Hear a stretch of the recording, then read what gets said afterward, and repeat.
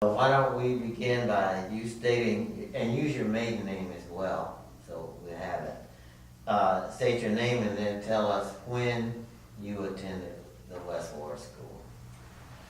My name is Frances Elizabeth Wall Bennett.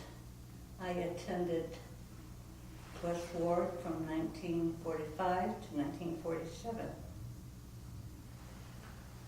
Okay, and where did you live relative to the school? I lived right across the street on Washington Street from West Ward.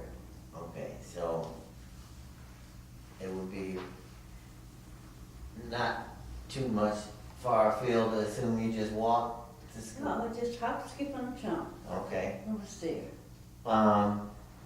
Let's begin by talking about a routine day at school for you, in any grade. A routine day at West Ward was walk in the back door, and there was a long hallway where we hung our coats out at. And then we immediately went to our seats and said the Pledge of Allegiance to the flag, said a little prayer, and then we got on with our day. And I was in Mrs. Holmes' room, who taught 5th and 6th grades. Okay. Who were your other teachers? Those were the only two I had, but the other teachers that I remember up there was Mrs. Ferguson, who taught 3rd and 4th grade, and Mrs. Biggs, who taught 1st and 2nd grade. I can't remember the kindergarten teacher's name. Okay. In general, what do you remember most about going to school At West Ward? at West Ward? I remember that there was a white girl living next door to me, and she went to Dalrymple, and I couldn't understand why she couldn't go to West Ward. And it was such a small school from which I came. I came from Macon, Georgia, and their school was as big as, well, it's twice as big as Albion, how high school is. So that was quite a... That was a change. shocker.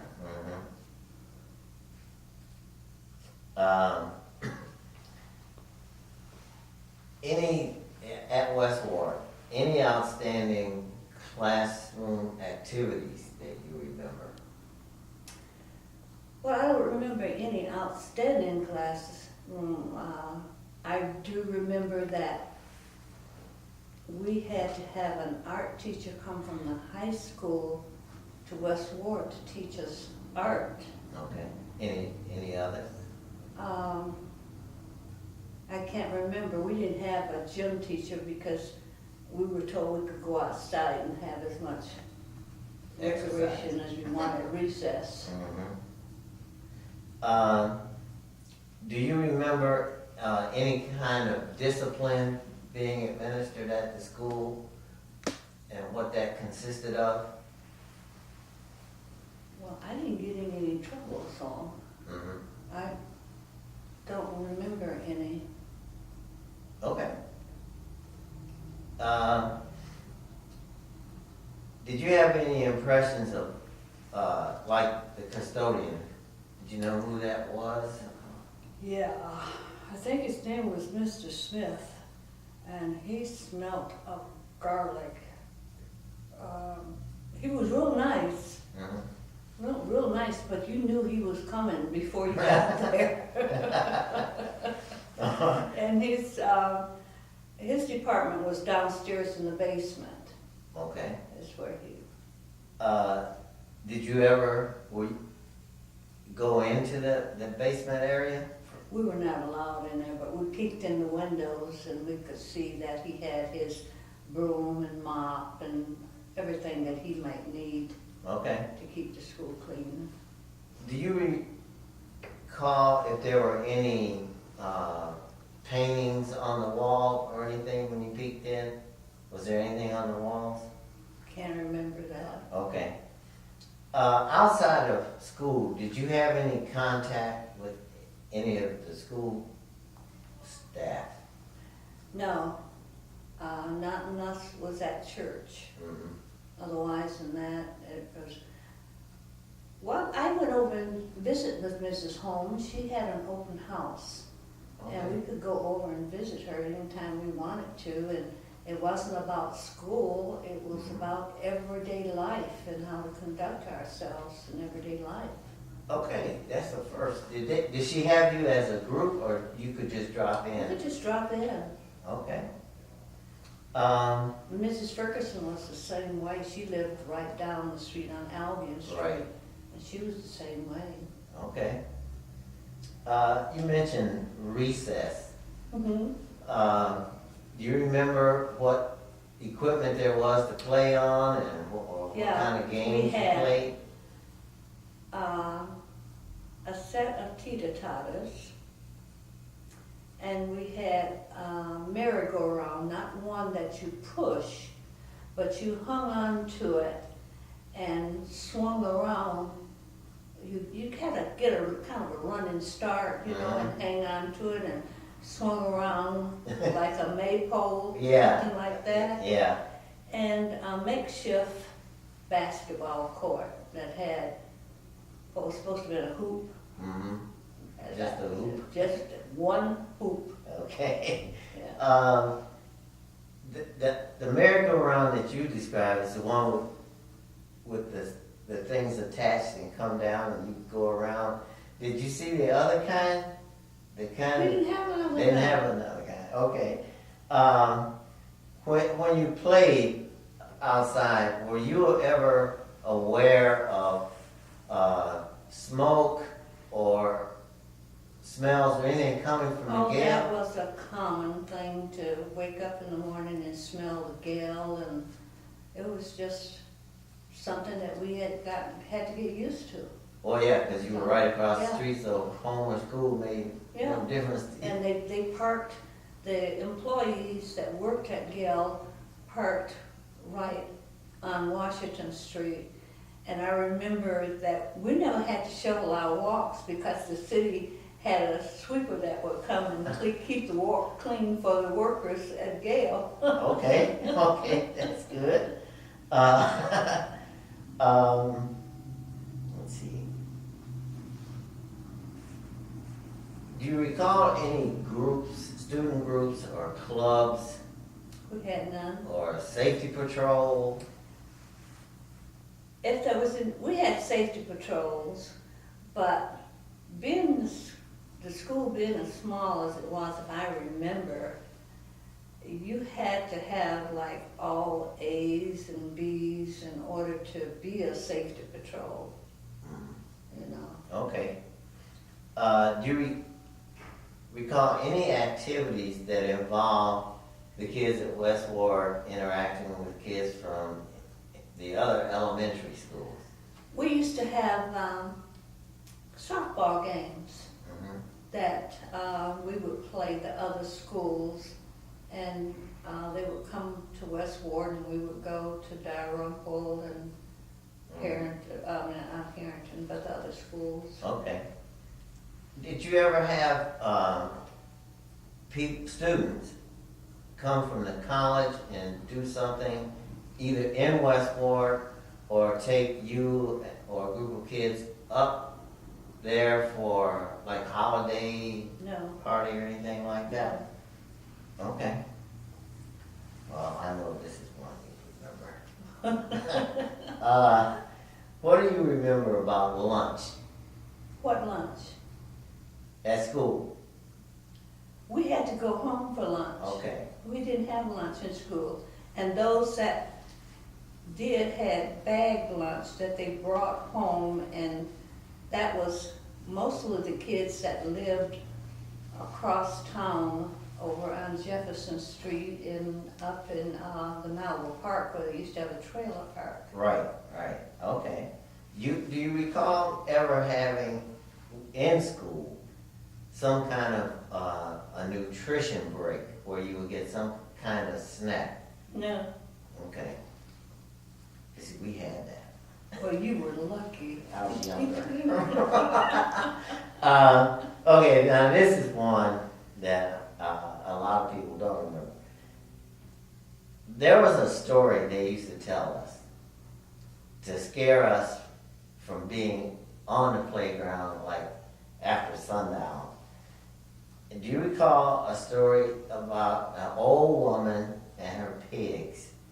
And that if you were caught on the school grounds, like at or after sundown, she would chase you away.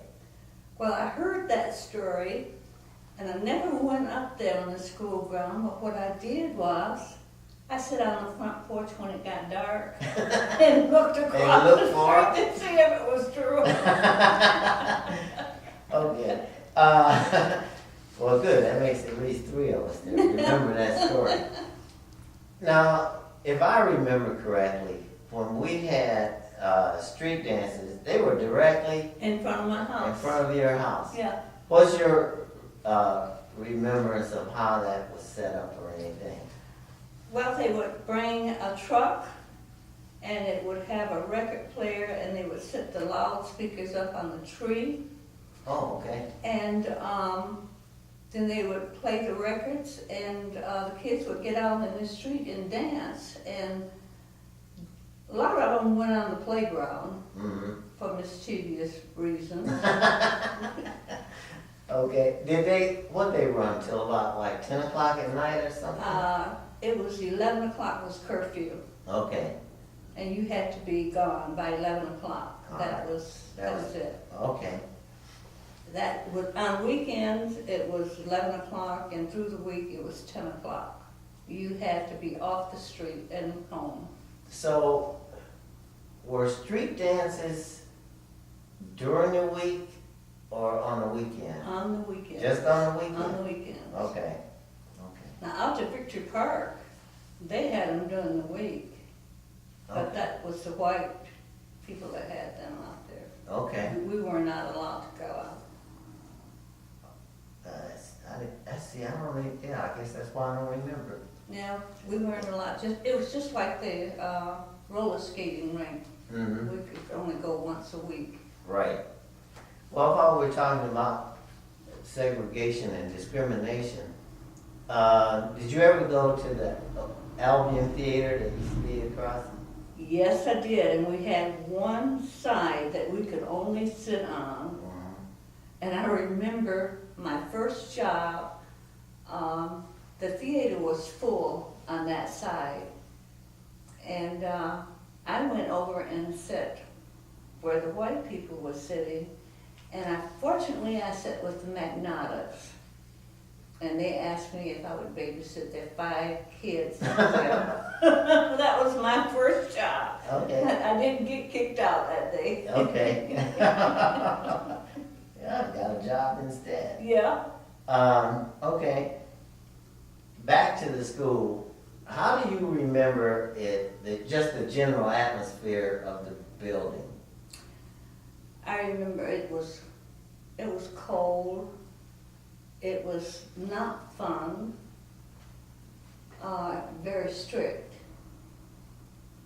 The only good times that I can remember at that school was like at Halloween. We would have Halloween dances there.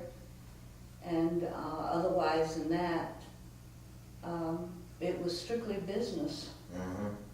But it was difficult to learn being in a split grade, because when the teacher got to teaching one grade, she'd go up to take it and teach the other grade in the same room. Right. And you couldn't help but overhear what was going on. Mm-hmm.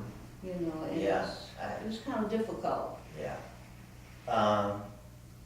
Do you ever notice anything about the building itself, like were there repairs, things you saw as a kid, and thought they ought to fix that or anything like that, or not, you know? Well, the desk was kind of dilapidated, Mm-hmm. you know, and we just had to put a piece of paper underneath it to make it stable, Oh, yeah, you yeah. know. The water fountain was rusty, Mhm. you know, and the bathrooms, well, when you had to go, you had to go. Yeah. What about books? We had used books. Okay. They came from other schools. We didn't have new books. Yeah. Okay. Do you recall? I think maybe you mentioned the cloakrooms where you hang your coat, Yeah. with your boots. On the side of the school that faces Dalrymple Street. You with me? That was kindergarten, first grade, second grade, kindergarten, first grade, Mm-hmm. first grade, second grade, third grade. Yeah. Okay. Do you remember the trees when you would go There out? was a big tree out there in the front. Yeah. Yeah. Okay. And the swing sets were to the left? I mean, when you go out there? Yeah. Yeah, okay.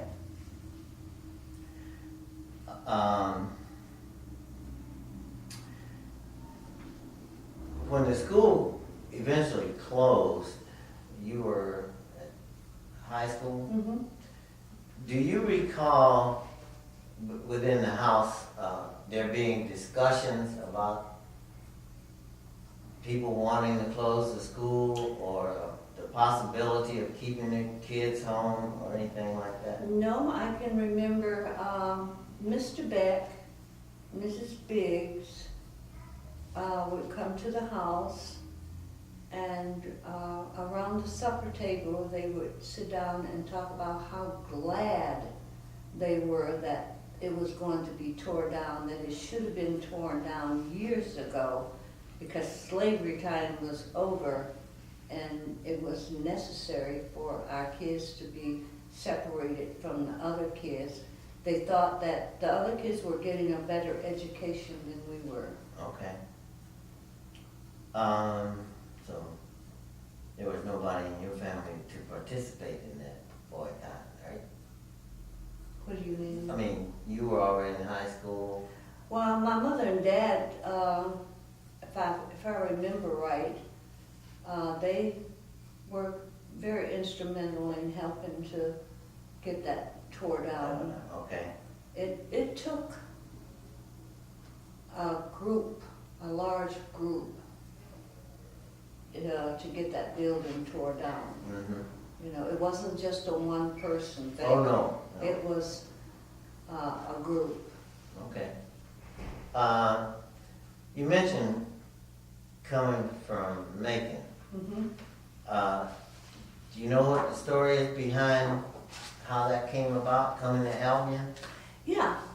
My dad got out of the service and he made a telephone call and I answered the phone and he told me to call my mom and said that he was going to come and pick us up, and he was going to take us to Michigan. Well, I didn't know that we were coming to Michigan to stay. And I was really happy because we were going on a vacation, I thought, vacation. And we drove like a night and a day to get here. And when I got here, all I saw was cornfields. And I asked my dad, well, where is Albion? And he said, you're in Albion. I said, no, I want to go home. This is not Albion, because it was just all cornfields all over on Washington Street. And there was my Aunt Leila's house, which is next to Bethel Church, and the rest of it was all cornfield. And it was just a shock, you know, to know that I was coming to a small town. And I asked where the town was, and he took me downtown, and I was, when are we getting to downtown? You are downtown. So coming to Albion was a very, very shocking to me. Very. Now, he worked at the Malibu? Yeah, Okay. yeah. Cause I remember him telling me about the strike in 37 or whatever. Yeah. Yeah, okay. Yeah, he worked there before he went into the service, and when he got out of the service, he heard that there was work in Chicago. And he went to Chicago, but he didn't like it there, so he came back to Albion, and his dad was instrumental in telling him to bring the family Okay, up here. okay. But he And died before we got up here. so what, okay, so you got here when? July 45. Okay, okay. All right.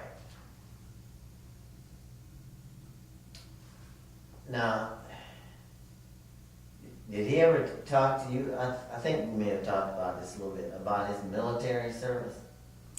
Yeah, he did a little bit, not much, because World War II people were told that they was not supposed to say anything about the war. That was something sacred.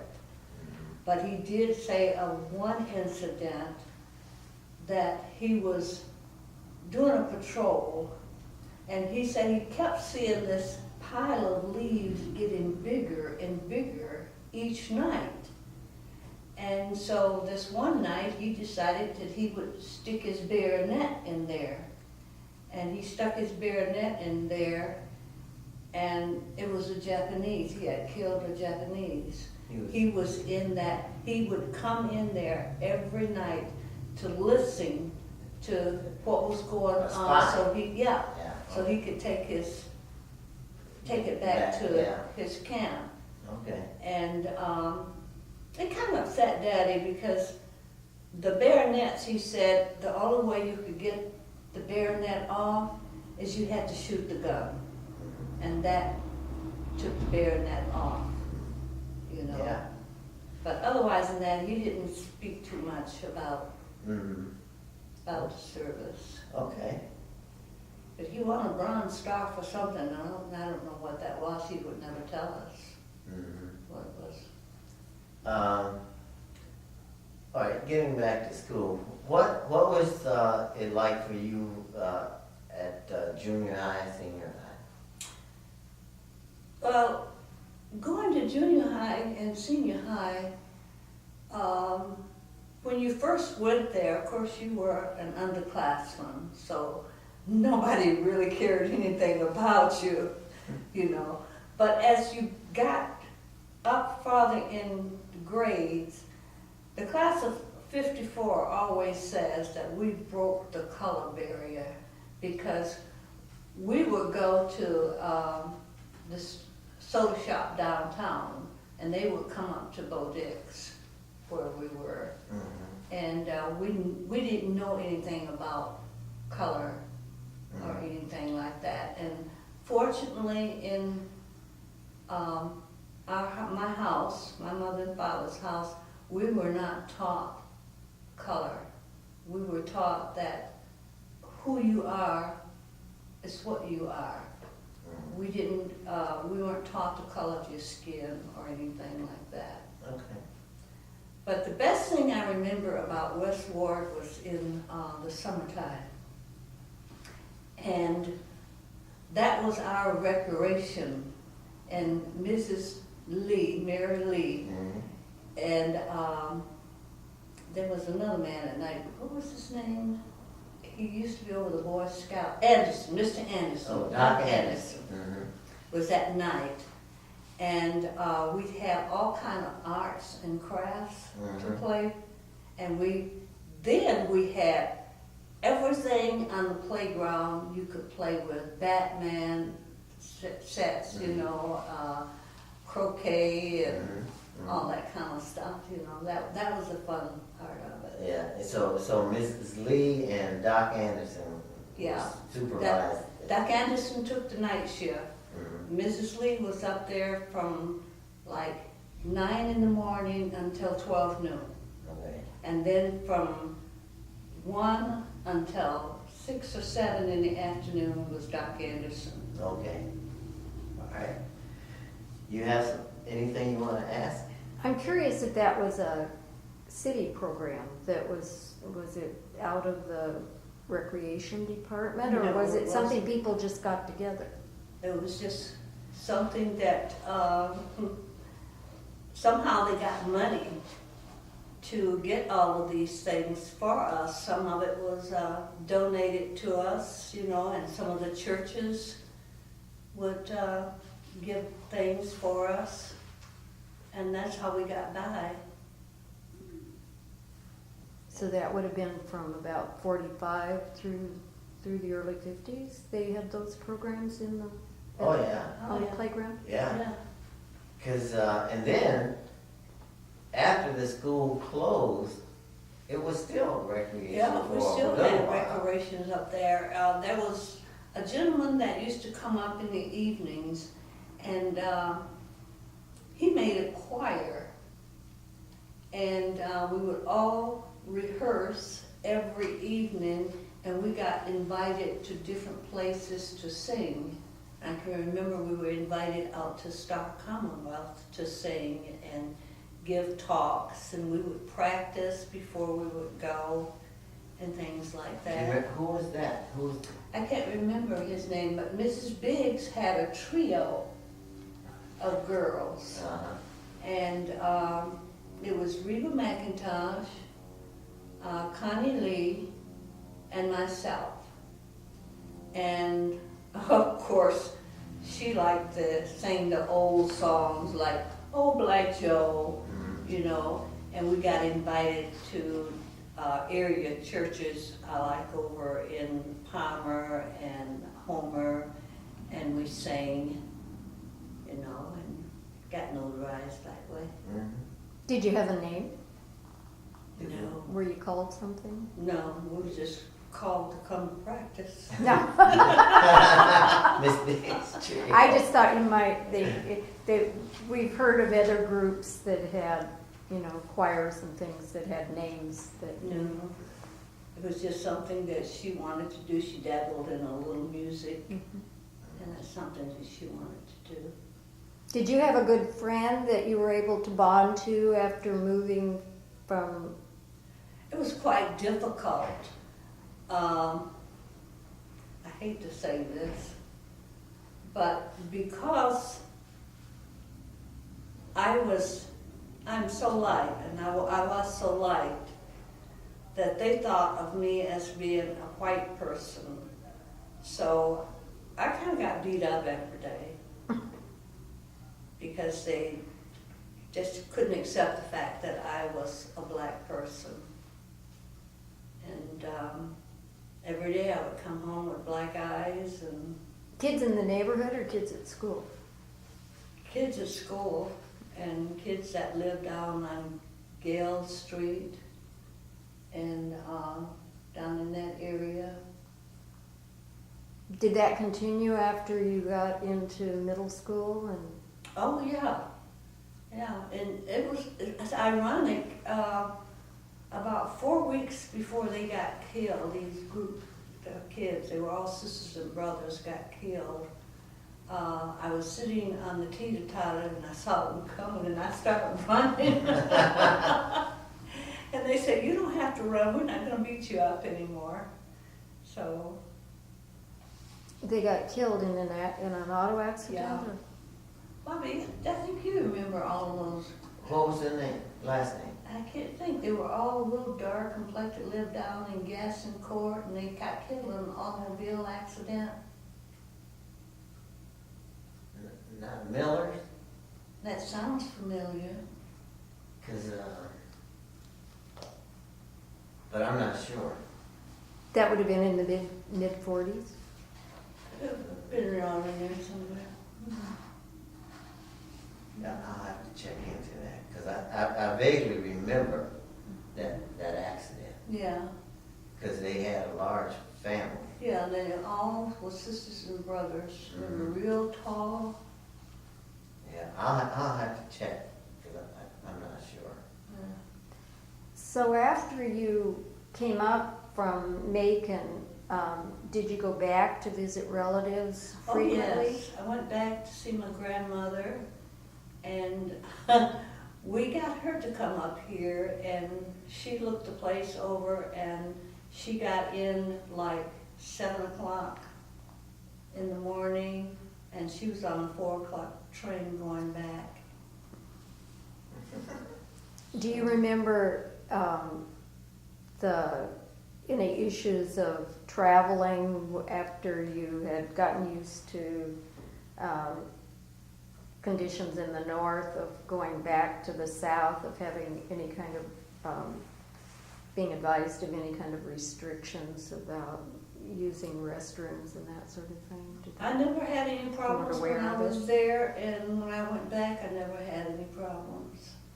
So did you leave real close friends there?